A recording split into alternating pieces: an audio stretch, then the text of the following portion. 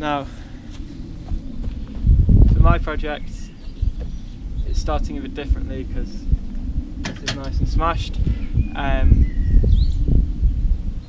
In my opinion, the best way to start this conversion is just by taking the whole front clip or front end off, so bumper, radiator, flash bar, so the whole engine, instead of having to lift it over the radiator and stuff, you can just pull straight through. You don't have to do this, it's really up to you. I've got time, so I might as well do it now. I'd recommend looking how to remove the front end because mine's already halfway there, so look at that before you pull your 4-cylinder engine. For the sake of this project, I'm just going to crack on and get rid of whatever's left.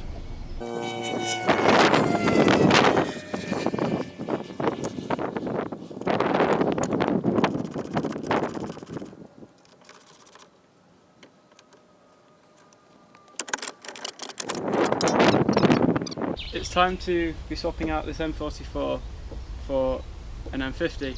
I'm going to go through the swap, and this is very similar for an M52 as well. They're both plug and play within reason. Before I get into it, I'll tell you what you need. There's going to be things that you always forget about, like fittings, but at the most basic, assuming your car's, the car you're starting with manual, or the engine you're putting in has got a gearbox, you're going to need an M50 or an M52 engine, the ECU from that engine, the wiring harness from that engine, all the sort of accessories you get with the engine, so power steering pump, alternator. It's easy just to buy a kind of donor car and pull everything from it. You're going to need the 6-cylinder exhaust manifolds, because there are two. You're going to need a complete 6-cylinder exhaust system, and what else?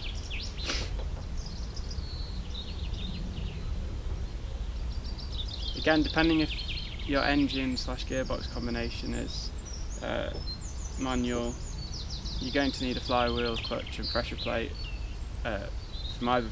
They'll fit from the M44, but it's not as advised, and they'll fit from the 6-cylinder. Now, in terms of compatibility with transmissions, any get drag unit from 4-cylinder, 6-cylinder will, bolt up. So that means pretty much every gearbox apart from the ZF, which is found in the 328 and the M3s, I think, will work with your sort of drive shaft, prop shaft, whatever you call it, combination in differentials. So basically any get drag unit will bolt to your engine. So in this example, I'm going to be using the M44 gearbox, which is manual, with my M50 engine. So obviously it's much simpler if you can just get everything from the 6-cylinder, because I'm going to be running the M44 clutch and flywheel, which, just because I'm cheap, I really should swap them out, but this is on a budget. Another thing you're going to have to look at is the gear linkage. You can use the M44 linkage, but it'll push your gear stick really far back, and I think you need a short shifter or something to get around that. So it's much more advised to get a gear linkage from, I'm going to say 320 or 323, and now it's started to rain again. That's really it in terms of kind of the big pieces, but you're going to have to work out maybe bolts and things later down the line, but most stuff's interchangeable. There's going to be like a few main areas when I talk about, and I like to talk about systems for cars, so for swapping it. So you've got to look at it this way: the car needs fuel, the car needs an electrical signal from the ECU, the car needs to be able to cool down, so that's the radiator system, and the car needs to breathe in, so that's the intake, and it needs to breathe out, which is the exhaust. If you cover those main systems, then you're going to find this a bit easier. In terms of cooling, You can use the M44 radiator, I think, especially if yours came with air conditioning, because it's quite a big unit. Now, so you have to modify the hoses a bit and the brackets, or what I'm going to do is just drop the 6-cylinder unit in, just because it's easier. Now, if we go back to the electrical systems, which can be the most challenging thing on these conversions, you have this system called EWS. Now, the first thing to do is just find out if your car has it and if your engine has it. So you can have EWS on the chassis and you can have EWS on the engine. Oh, this is falling down. Simply, if your engine does not have it and your chassis does not have it, everything's plug and play, you don't need to worry. If your chassis has it and your engine doesn't, this is still quite easy. You just, I'll tell you when I do it, but you can look it up. You have to bridge some wires under the glove box on your chassis and your ECU will be fine. Now, in the worst case, if your chassis has EWS and your engine has EWS, this is really for the M52 engines. Same step with the chassis, you just need to bridge some wires under the glove box, and then in your M52 engine you will need to get a chipped ECU which has EWS removed. Once you've done that, your car will start. So it's basically the EWS ECU, you know, won't start if it doesn't receive a signal, and the other way around, if your chassis has it, it won't let you start. There's probably someone explained it better than I do, but in my example, I'm quite lucky. I've got an early M50 engine and this doesn't have EWS. My chassis does though, because this is a 99 318 IS, so I'll just have to bridge the EWS wires under the glove box. Hope this made sense. Now, first thing to do is just jack the car up, so we shall show you. Hopefully I can get this tarp off because the rain looks like it's stopping. So get some good clearance, you're going to be doing exhaust stuff, and first step is to disconnect the battery. So after disconnecting the battery, you're going to want to just pull it out.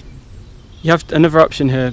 On the 6-cylinder models, the battery is actually relocated to the boot, and then you have like a terminal on that side. I think it'll fit and you should be able to rotate that, but just keep your options open. I think it's time to go underneath the car, and you're going to want to remove the exhaust, the whole exhaust system. So you can keep the exhaust manifolds on, but disconnect them, you know, where the manifold meets the first part of the front pipe. And also you're going to want to disconnect your drive shaft. You can either do this, you know, from the gearbox, you know, meets the drive shaft, and so you can pull the gearbox and engine in one, or you can detach it at the differential and pull the whole thing out. It's up to you really. Here's this exhaust system, and it's held in by just on the manifold side by about 4 nuts. Sorry about this wind. And they're either 14s or 15s, I couldn't tell because I used a bit of both. So now you want to move on to the drive shaft, and you can either, like I said, disconnect it at the gearbox side,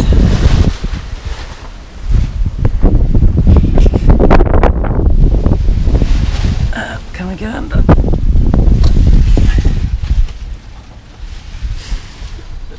So I've taken the bolts off, but there are 4, and I think they're meant to be 16mm nuts, but I was able to get away with a 5/8 kind of American spanner.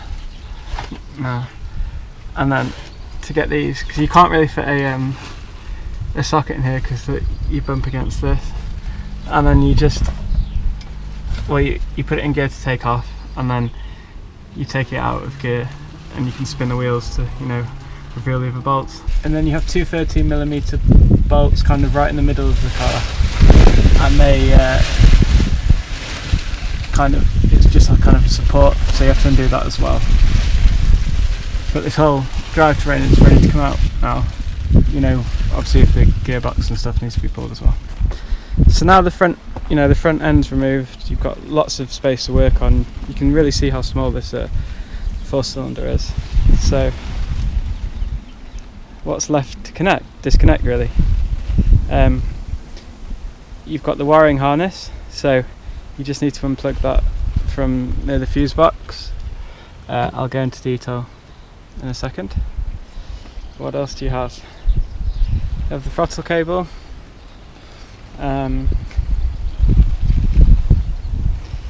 power steering lines, so I can't pinpoint them, but this is the rack and this is the reservoir. I'll be able to find out more as I get started, but the plan is to start with, I want to get the wiring harness off first. So you keep all the, you know, connections connected to the engine, and then there's a fat plug on the other side which you disconnect. So we'll move on to that. So next up, to give you a bit of more access, you're going to want to remove the battery tray. It's just a few bolts, and probably can't see it in the dark, but that's one of the connectors we're going to be disconnecting for the harness. I'll do it in more detail, but there's two under there. Going to disconnect one of your power cables, and I'll also undo this plastic, you know, because this is kind of where the harness moves over to the other side and all that great stuff. So let's strip it down and reveal what's left. If you're really lazy, you can just flip the bend the tray a bit, because those bolts are a bit of a nightmare to get to. And now here's this is kind of what connects the engine harness to the, you know, the internal bits of the car really. And we're a bit fidgety, but we'll get it off and show you. And there you go, you can see they're disconnected, and this is what we're going to be plugging our new engine into. So we keep this and find the rest of the loom. So now I've freed up the plug for the M44, so this is the kind of plug that comes with the engine, so we're going to take that with us. And like I said before, we keep the kind of chassis plug down there. Going to start disconnecting stuff from the fuse box now. So first is this power wire, just 30mm bolt. Sorry for the sound on this. And now we have these two. These, I always hate getting these off, but I don't know if I can film it, but you get the idea. So these come off as well. Really simple actually, just stick a screwdriver down there and push that tab towards the green part. Couldn't be easier. You can see now that the loom's starting to separate. There are going to be some grounding points, stuff like that, but we just keep going. So as the loom again is becoming more exposed, this is coming straight from the loom, just got a ground here. Another 10mm bolt, just pull it through. As you see, we're starting to get somewhere now, and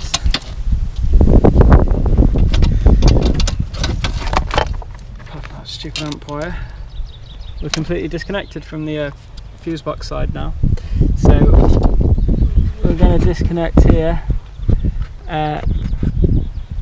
come around the other side, in here. Just get this off so it doesn't rip, and then I think we're done. There's going to be more stuff, but electrically we're nearly done. And now a bit more to do on the fuse box side. You just pull this panel off, sorry for the wind again, undo these bolts, and this should reveal the ECU. And yeah, so it's just 2 Phillips screws either side, and for convenience sake I want to keep it attached to the loom, so just going to pull it straight out. There's one dusty M44 ECU. Yeah, wind. So I guess I've never done this before, by the way. I've looked on the internet, but you've just got to get stuck in. This kind of carryover box we want to take out as well, and then that feeds down to the, I think it's a coil pack, and then from the top side I think that's it for electrics. Let's see what happens. So now I'm going to concentrate on getting this box off. It's just a lot neater if the wires are kept in there, and if you pull this up and be careful, you can access the Phillip there and there. And so just a few cable ties on that side, and the whole box should come out now.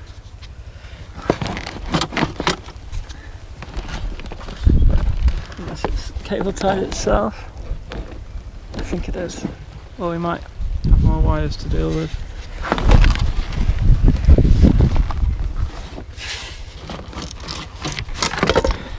So we've still got our ECU side of the loom. And this just pops off here. Kind of toughen the intake. And now what's left? So we've got a... Okay, we can't take this all off because it's still connected to the engine, so we just leave it hovering here, but it had to come off the chassis anyway. Now we move on to the coil pack.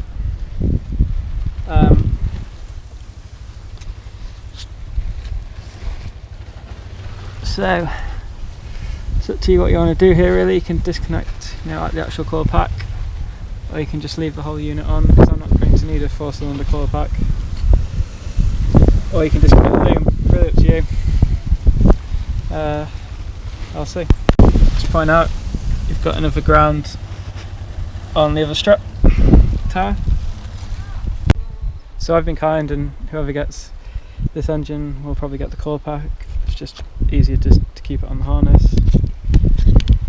Now, there's going to be some wires to the starter motor, but in terms of the actual main loom, that's pretty much it. I'm sure I'll find something, but I can't believe how straightforward that was. I suppose next step is to look at the throttle cable whilst we're here, which is, in fact, ignore that. If you actually just take this one screw off and remove the kind of housing, you get to see the throttle exposed here. And we're just going to unhook it. Some more AC parts. I see this is still on the chassis, so it needs to come off. It's just one bolt, I think.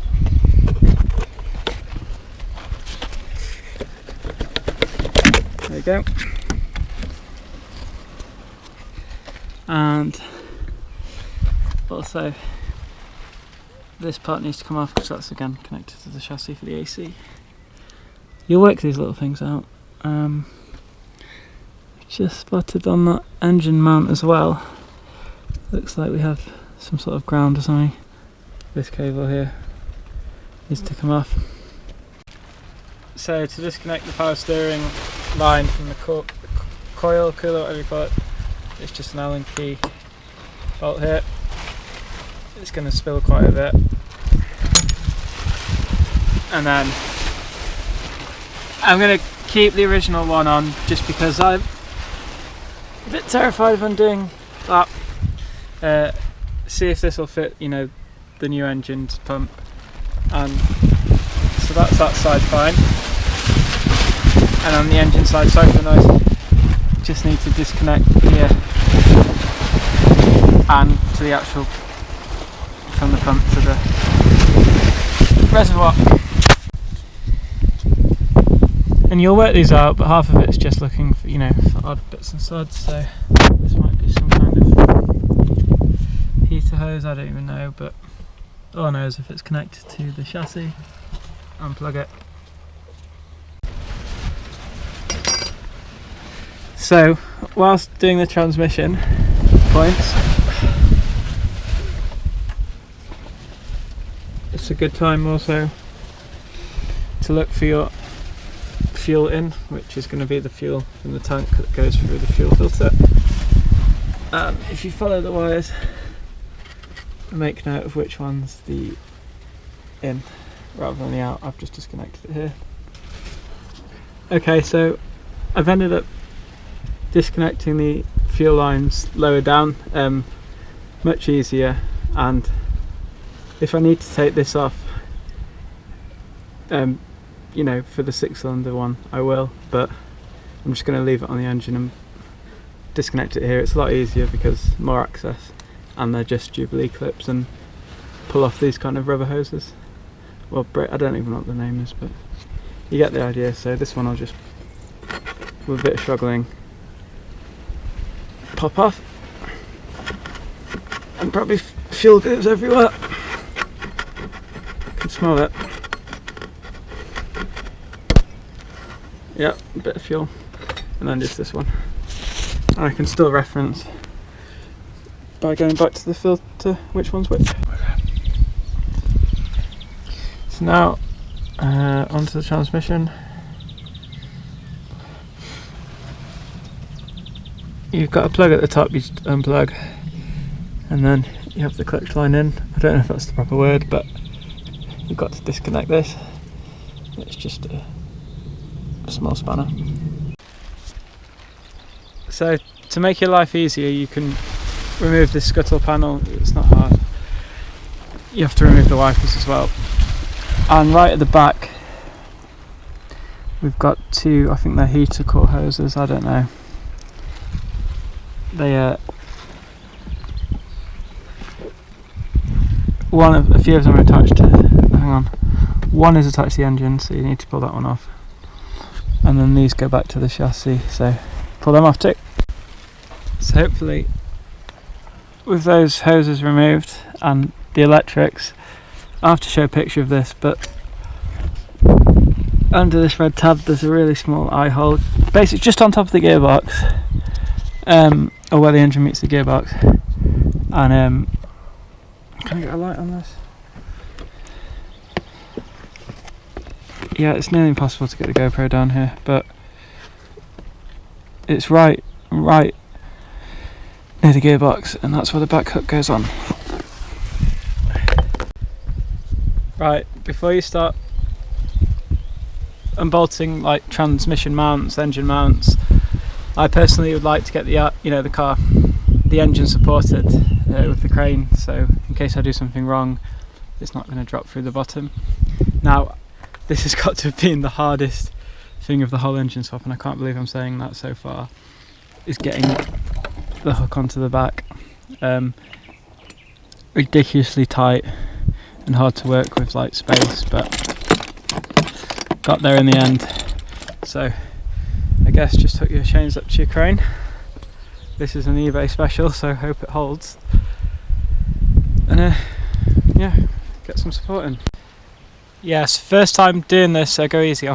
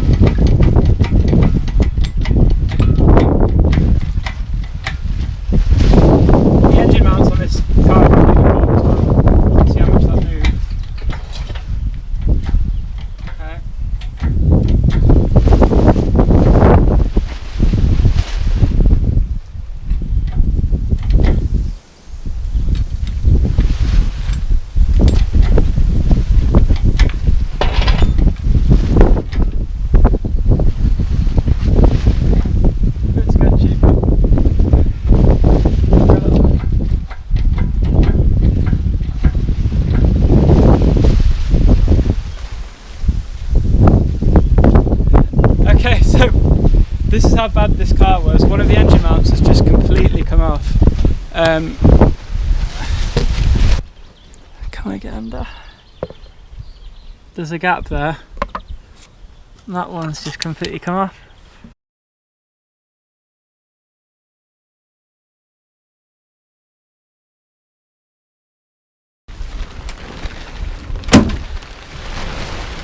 So now some of the fun stuff. You're going to want to remove your gear stick,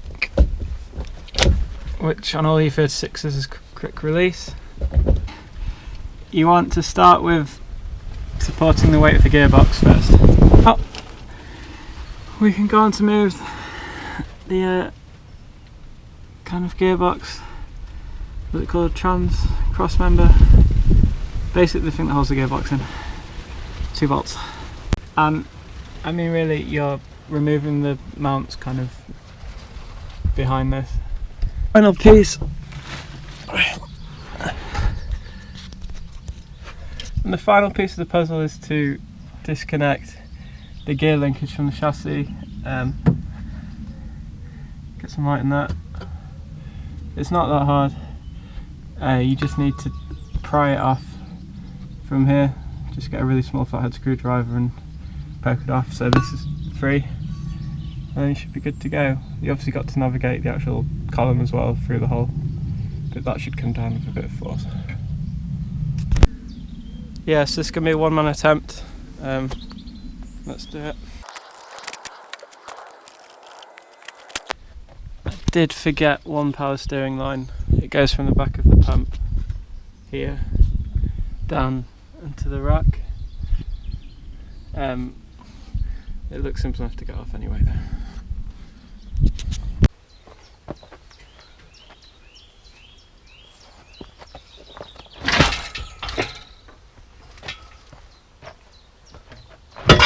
Yes! That made a difference.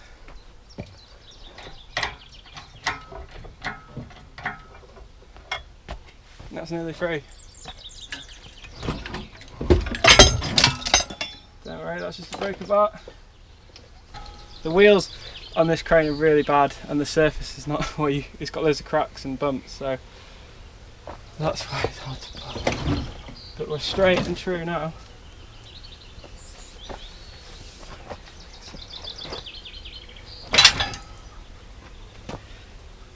Anything else wheel issues here?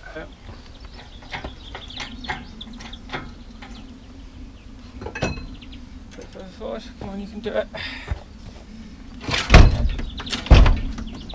Hitting something. Okay. This is where the load lever comes in play. So we're too low at the back. Want to raise the back.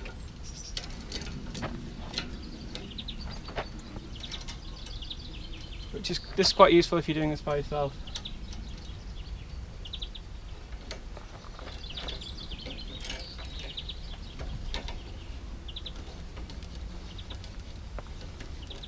So there you go, the back's picking up already.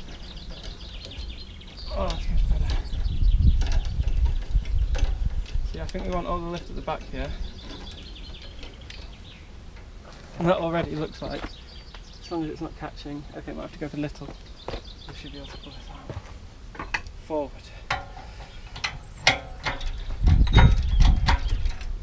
Let's try again.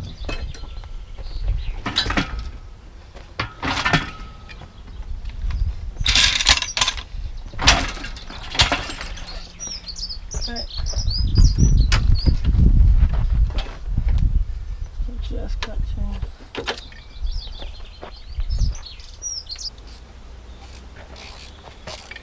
I'm not going to be reusing the air conditioning, so don't really care about it.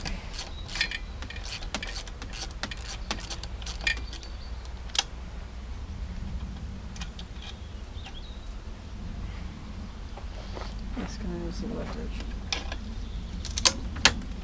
Whoops.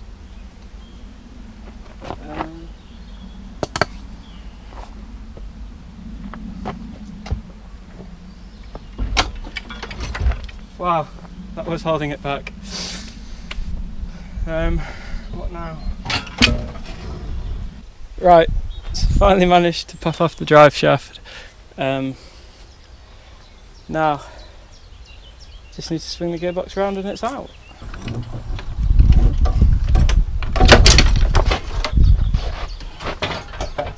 And there we are! That is one engine free. I don't know what I'm going to do with it now, but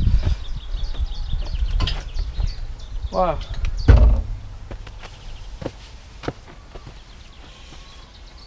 That was fun.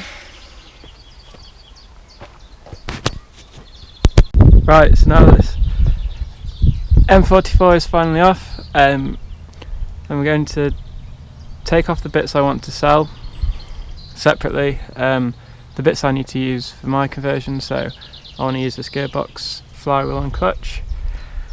I'm going to sell the exhaust manifold, they're worth a bit of money.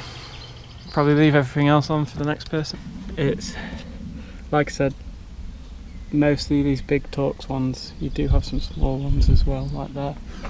And these ones are E14. It might even say it on the tip, I can't read that. And work your way around. And what I was on about earlier, that's the front hook. And tucked all the way down here on top of the gearbox is the back hook, so you can kind of get that for reference right in the middle. So, trying to cover the camera, it's really horrible today. So with your engine removed, you can now look at your engine bay in amazement. It's a good time to remove stuff you don't want, so I've taken out the air conditioning, kind of plumbing. And I guess now there's only one question. Do you see anything wrong here? No. We got no windows, do we? So the plan is to clean up and get this thing rolling, so I can drop the donor car here and repeat the process. There we go. Now, bit of a run up. Hang on. Might need attempt 2. We've got the Land Rover to get us this far. Mate, it's working!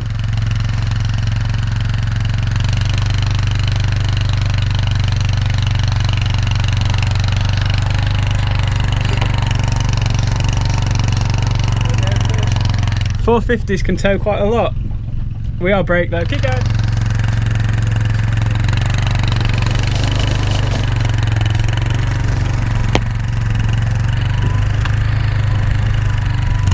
Brakes okay? Yeah. Keep going. Brakes. Keep going, you're the brakes.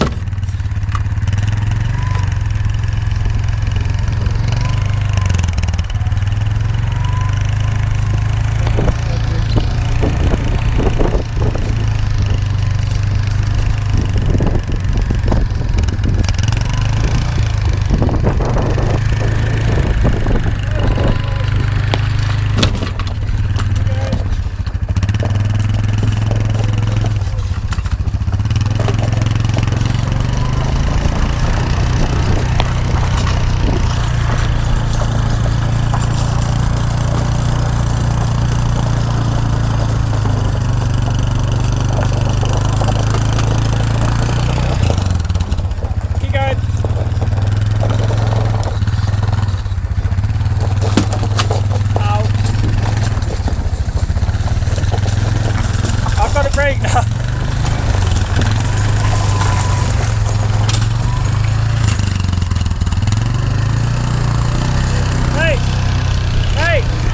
Mate, we've got to disconnect, haven't we? We've got to disconnect. What? We've got to disconnect. Stop! Oh, I thought you said to go fast. We've got to disconnect, but you've just done that, so I've got to park it now.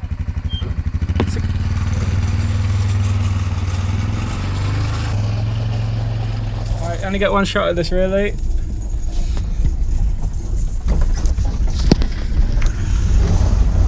Fuck's sake, mate, stop. We're gonna need. What? We might be able to push it in now.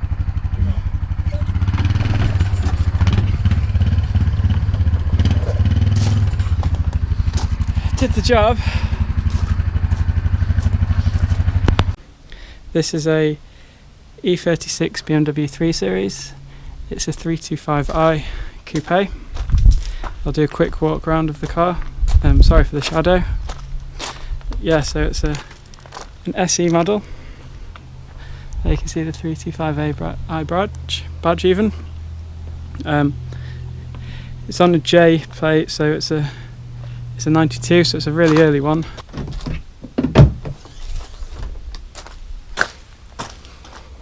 So being a 325, it's one of those rare BMWs where it actually means you get a 2.5. So this is the famous BMW straight six. So it's a 2.5 litre inline 6-cylinder. This is the M50 version of this engine. It's the earlier one. It produces 192 horsepower at 5,900 RPM, so likes to be up there in the revs, and about 180 foot-pounds of torque, so not bad. I think the 328 produces a bit more torque, but similar levels of power, but obviously because of the torque it isn't as rev happy. Being a 92 car, which is quite relevant here, it doesn't have the Vanos system, or Vanos, I don't know how you pronounce it, but if you Google it, the main thing for cars that are now 20 years, 25 years old is it fails, and it's quite costly to repair. I think people have started to get better at repairing it and it's become more affordable, but any E36 owner, that's one of the main worries, so it's quite cool not having it in this car. And also because it's an early car, it doesn't have the EWS sort of anti-theft system. Alright, so we're in the Donor 325 and it'd be rude not to test drive it before we put it in my car, so it's warmed up. I can't see anything though. You?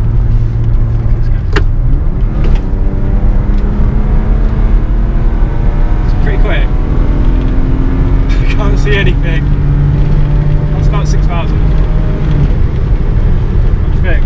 It's alright, isn't it? It's nippy, isn't it? It's got that kick down, so you can't see anything up here, man. That wasn't even sport mode, fuck's sake. Right, we'll have another pull. My dad doesn't even attempt this when it gets like this. Quite a lot of grip, because these are like, it's not like drift tyres. There we go. Doesn't slide as well. Get the right gear. It's quick. Don't go any faster. Not when you can't see a thing.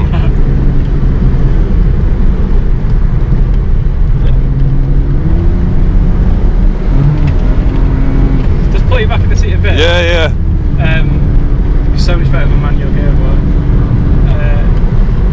The main thing is the engine's like healthy, so Yeah.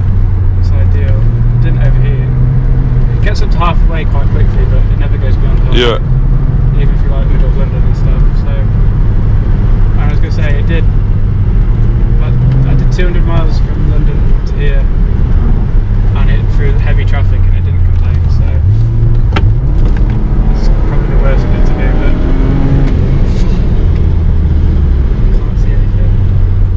We'll try junction, but I don't think we'll be able to slide it. We can't dip the clutch or anything. Alright, we can.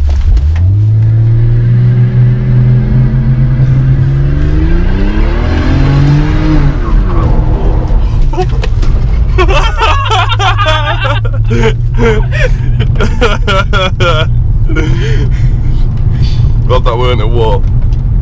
It gets quite sideways. Yeah. Alright, we need to spin round the back. Let's try here. I don't know what gear it's in, that's a problem. Slow all the way down to first one.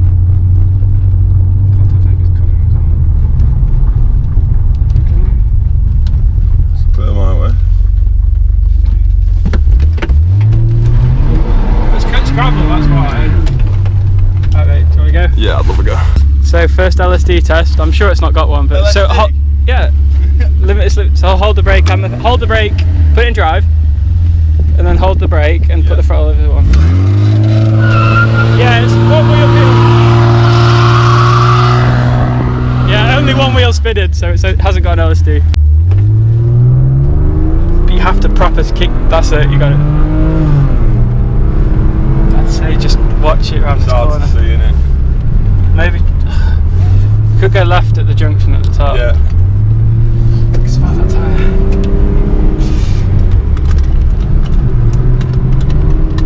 Don't try and skid it if you can, but it's new tarmac.